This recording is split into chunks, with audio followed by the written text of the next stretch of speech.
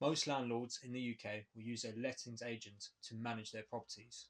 But what is the cost of this, and can you save on those costs and improve your returns by doing it yourself?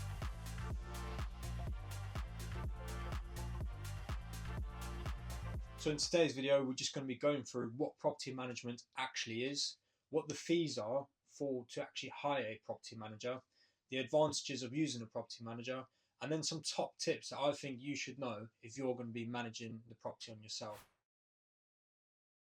So most landlords in the UK will use a lettings agency to let out their properties. Now, to let them out, what this will entail is paying the agent a set fee just to go out and find a tenancy and get the tenancy set up. So getting the tenancy agreement in place and possibly doing an inventory. Now, the agency will charge you between 4 and 6 weeks rent just to get the tenants in there. Now, if you want them to continue to actually manage the property for you, there will be additional fees. Now, this is typically charged at between 8 and 12% of the entire rent. That's for single lets. If you're doing an HMO, it could be anywhere up to about 15%. Now, if you are a landlord and you're just starting out, you've got your first couple properties and you've got mortgages on them, it could actually end up taking quite a bit of your return. That 8 to 12% could be quite a big portion of your return. So is it actually worth it to get a lettings agency in if you are a smaller landlord? And can you actually do it yourself? So what does a property manager actually do? Well, to start with, they collect the rent. So instead of you chasing the tenants, if the tenants do not pay, they will collect the rent and make sure that that money is in your account. The next thing that they will do is address any maintenance issues that come up with the property or that the tenants bring through, making sure to actually hire contractors, get them into the property, and organising the times with the tenants for the maintenance teams to come in. So the third thing that they will do is ensure that they have a good relationship with their tenants. So as a property manager, if you have a good relationship with the tenants and make sure to address any of their concerns with the property, this will make the tenants a lot happier and they will probably end up actually staying longer. So that will reduce void periods and the hassle of finding new tenants. The fourth thing that they will do, and this is probably one of the best things to have a property manager for, is ensuring that the property is kept up to date with the ever-changing regulations. So if you do know now, you have to have an EICR every 5 years, and you have to have your gas safety certificate, and that has to be done every single year, amongst many other regulations depending on the property type, and the property manager will make sure that these are kept up to date. So of course there are some advantages to using a property manager. So the first has been no stress. As we said, they collect the rent, they deal with any issues that the tenants have, and this just takes it off of your back. The tenants aren't going to be contacting you, you're not going to be chasing them for rent. You should just be able to see that money coming into your account every month, and if there is a bigger issue, the property manager may contact you just to authorise that that issue is then can be sorted if it's a bigger payment that will be needed. So some of the other advantages of having a property manager is you get your time back. If you're a very busy person, you're not going to really have time to be dealing with the tenants and chasing them for rent or making sure that the contractors are there on time and dealing with their issues. So you rarely get your time back. And then I think also the other advantage is a property manager knows what they're doing. This is their full-time job. So the knowledge that they have of previous issues in properties will actually save you quite a bit of money. So I can think back to a few issues that we've had in the past in properties. One that pops to mind quite a bit is just the fact that washing machines, right? Sometimes they don't drain properly, and all this could be is that the filter is blocked up.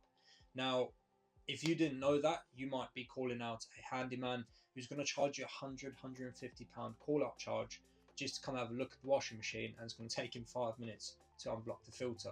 Now, obviously, it might not be the filter, but in most cases it is. And if you knew that, you could ask the tenants, just have a look at the filter, they could unblock it, and everything works. And they actually save you £150 call-out fee, making back the money that you're paying them to actually manage your property in the first place. Now, of course, there will be some of you watching this at home thinking, well, it actually doesn't sound that bad.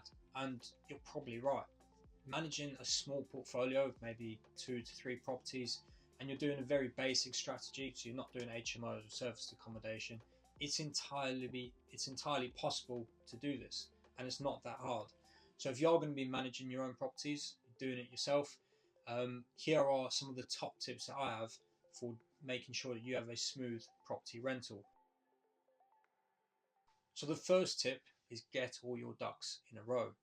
Now, what do I actually mean by this? Well, you need to ensure that you're renting the property in the most legal way possible, and it's actually up to date with all the government's regulations, and you're renting it in a proper legal way.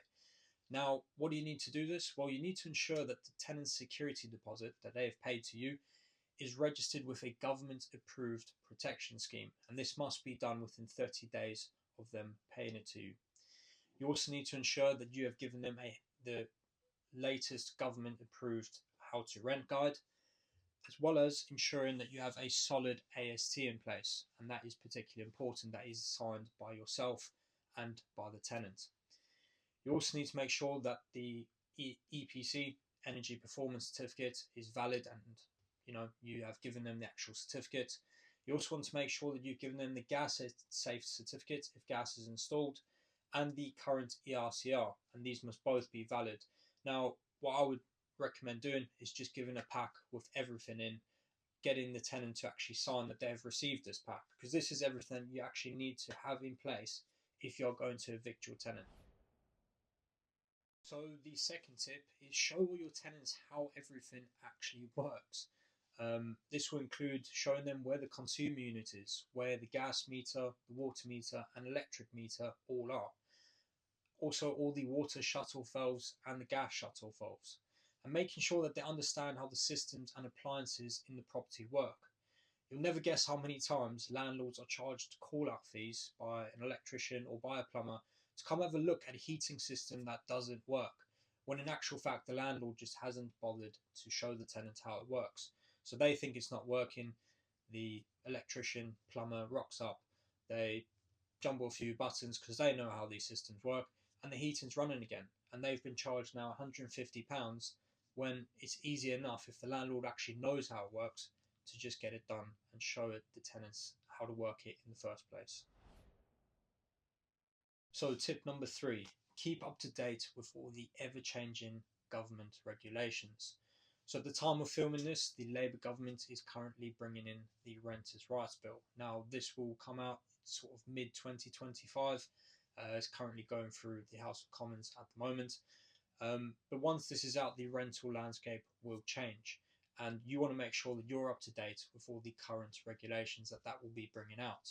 So how can you do this? Well, Galton Homes has a monthly newsletter where we update you investors about all these different regulations that are changing, as well as the actual property market and a few other tips in that newsletter. So a lot of helpful content in there, so I highly recommend signing up for that. You can do that by clicking the link in the description below. So tip number 4, you want to make sure that you do a full inventory of the property. So this will include taking pictures of all the walls, all the furniture, all the appliances, make sure they're all working and in good condition. We'll list the condition of everything. And then you want to run through this inventory with your tenants and make sure that they can see before they move in that that is the condition that the property was in. Those were the appliances and the items that were in the property, and they can sign that.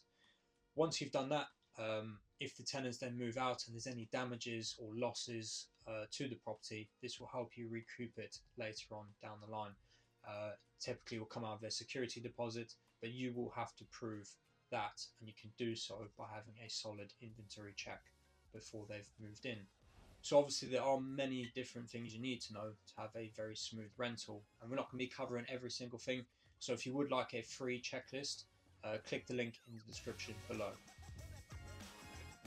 So tip number 5, you want to do some periodic inspections of the property. Now you can list this in your tenancy agreement, just telling the tenants that you will be inspecting the property some landlords like to do every quarter, but you could do every 6 months. And you just want to go through the property, make sure everything's in a decent condition, there's no issues that the tenants haven't brought to your attention, and just make sure that everything is okay. They haven't, completely trashed the house. And just walk through. You obviously want to give the tenants good notice of when you will be doing this, but you can do that through the tenancy agreement.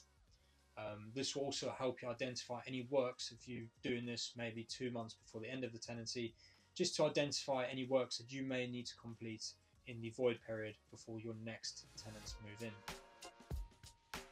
Tip number 6, know when to call a professional. Now, obviously, if the tenants are calling you out to have a look at any issues, you're probably going to think that you can have a crack at doing them yourself. And for most issues, you probably will be able to figure them out. Like a little bit of a leaking tap, that's quite easy to sort.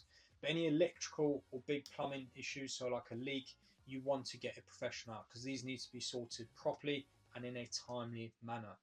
So definitely call a professional for electrical and plumbing. And then also, if there's any damp or mold, you want to make sure that these are addressed quite quickly. Mold, because it is quite high on the government regulations. You don't want to have mold in your property. The tenants will not be too happy with that either. And then damp can cause some structural issues. So definitely have a look and getting a professional in to address those as well. Alright, so that is going to be it for this video. I hope this video has been helpful and given you a lot of insight into property management. If you would like to see some more content, please hit the subscribe button and hit that notification bell to be notified when we bring out new content. If you wouldn't mind dropping a comment of any content you would like to see, do so, and we'll be happy to bring that out for you. See you later.